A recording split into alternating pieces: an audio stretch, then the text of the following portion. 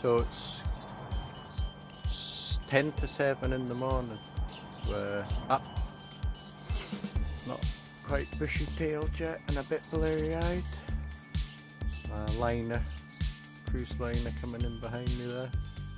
Now, just gonna have a look at the setup. So of course we know about this one from the previous video. What you might not know about yet are these ones. So we have 12 up there, and then we have these on this side. Sun's up, that's still a bit cloudy. Should be okay today though.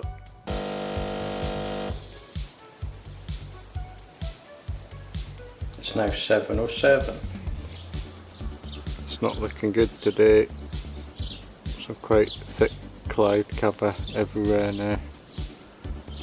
That'll be reflected in the panels. Just ignore the cursor movements in this one because it didn't work properly.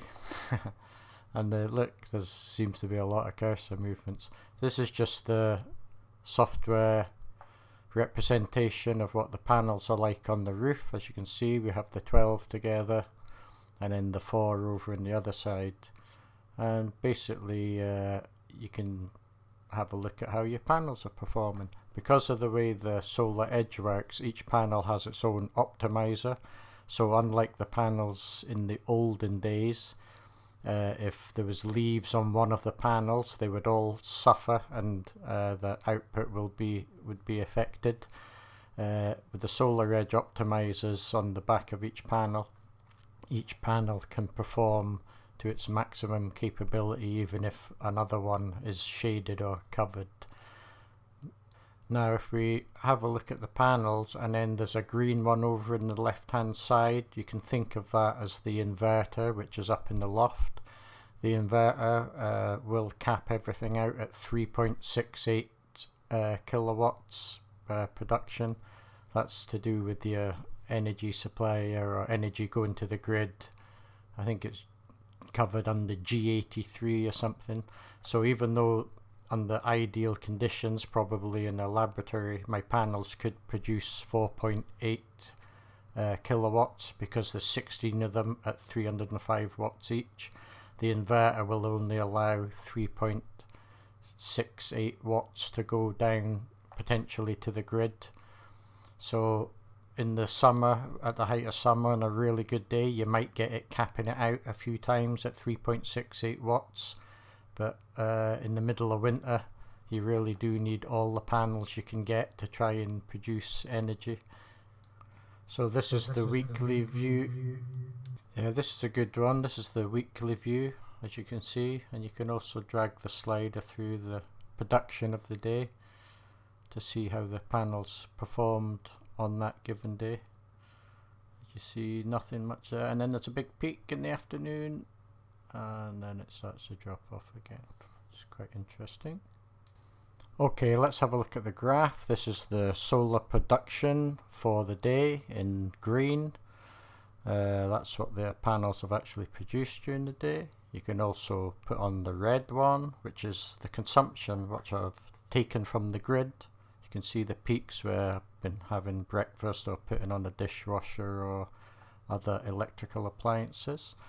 And the third one you can put on is the blue. The blue is actually the consumption from the grid, which has been covered by solar production. In other words, self-consumption. Instead of taking it from the grid, I've been able to take it from the solar. So that's the blue section. The red, you can see the red there ticking over during the night, running fridges and freezers and other things like that. And what you need to do is try and use all your electricity during the day to turn all that green into blue, or not have so much red.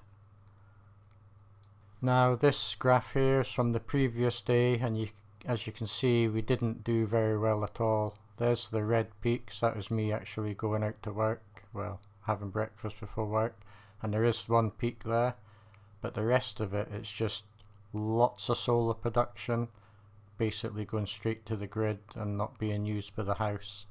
And the next day we had to make up for that with washing and all that when there wasn't as much sun, so we lost out there.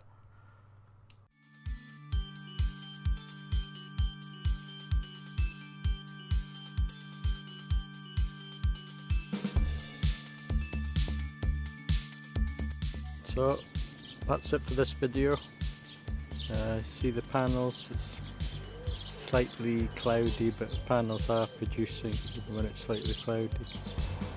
If you want to know how I'm going to try and make use of all that extra energy that's going back to the grid, I've got another clue, and it might not be a battery. I'm not sure if they're cost effective, but I'm going to do something, and here comes the clue. And there's the clue. There's the clue again. That's all you're getting.